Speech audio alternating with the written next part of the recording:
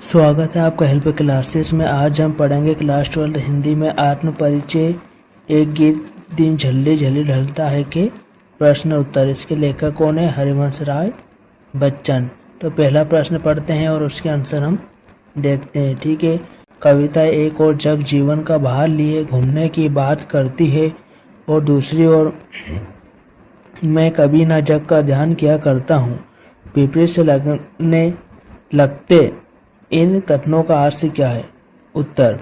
कविता एक और जग जीवन का भार लिए घूमने की बात करती है और दूसरी ओर मैं कभी न जग का ध्यान क्या करता हूँ। विपरीत लगने वाले इन कथनों का अर्थ है कि कवि भी एक सामाजिक प्राणी है। समाज में रहते हुए सामाजिक जिम्मेदारियाँ और कर्तव्य को बखूबी निभा रहा है और भविष्य में भी निभाने की चाहत रखता है।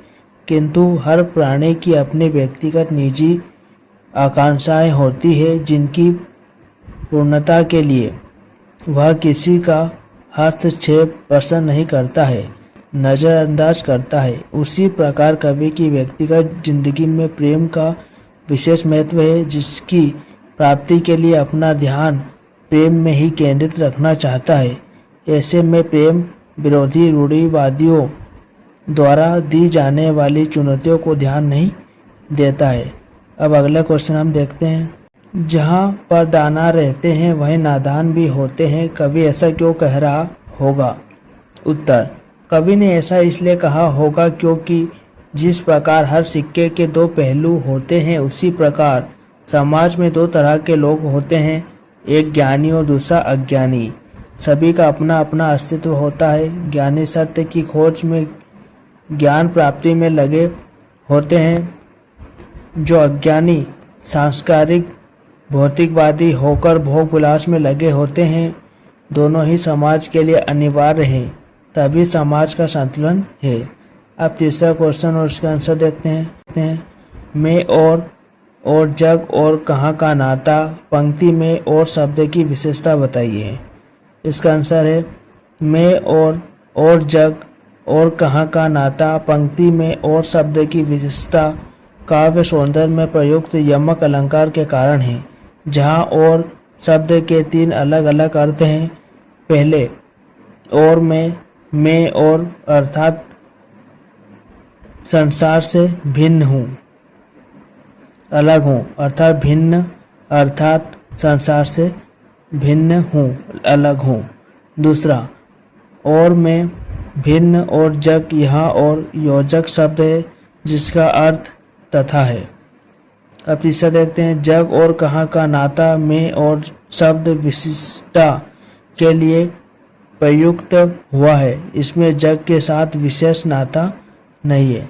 अब चौथा क्वेश्चन और उसके आंसर हम देखते हैं। शीतल वाणी में आग के होने का क्या अभिप्राय है? शीतल वाणी में आग के होने का अभिप्राय है कि कवि की वाणी में कोमलता और मधुरता है, किंतु हृदय में प्रेम के संदर्भ में चलते अंतर्द्वंद के कारण प्रेम रहित संसार के प्रति असंतोष और विद्रोह की भावना भी है। अतः कवि अपनी शीतल वाणी से ही अपने मन की भड़ास को निकालकर लोगों में प्रेम की ज्वाला प्रदीप्त करना चाहता है। पांचवा क्वेश्चन है। बच्चे किस बात की आशा में निड़ों से झांक रहे होंगे? बच्चे इस बात की आशा में निड़ों से झांक रहे होंगे कि सुबह से भोजन की तलाश में निकले उनके माता पिता सूर्यास्त की बेला में वापस आ रहे होंगे, उनके लिए भोजन का दाना लाएंगे। इस आशा में बच्चे निड़ों से झांककर अपने माता पिता की प्रतीक्षा कर रहे हैं। अब अगला क्वेश्चन देखते हैं। छठा क्वेश्चन है। कविता में दिन जल्दी जल्दी ढलता है कि आवृत्ति से कविता की किस विशेषता का पता चलता है? उत्तर है दिन जल्दी जल्दी ढलता है कि आवृत्ति प्रकृति के क्रियाकलापों की ओर सतत गतिशील होने का संकेत करती है, जिसका संबंध मानव जीवन से है। समय गतिशील है, दिन ढलने के साथ ही रात्रि का आगमन निश्चित है, अतः मानव को अपने सभी कार्य निश्चित समय अंतराल में संपन्न कर लेना चाहिए।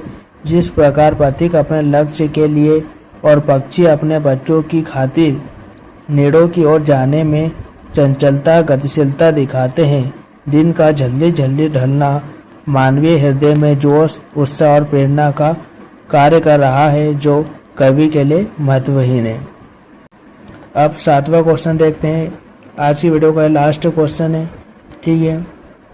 संसार में कष्टों को सहते हुए भी खुशी और मस्ती का माहौल कैसे पैदा किया जा सकता है? इसका उत्तर होगा, सामाजिक प्राणी होने के नाते मनुष्य हर संबंध का निर्वाह करता है। संसार में अनगिनत कष्ट है, उसे जीवन में अनेक तरह के कष्टों का सामना करना पड़ता है। कष्ट सहना मानव की नियति है। सुख दुख समय के अनुसार आते जाते रहते हैं। मनुष्य को दुखों से परेशान नहीं होना चाहिए, क्योंकि दुखों के बिना सुख की सच्ची अनुभूति नहीं पाई जा सकती है।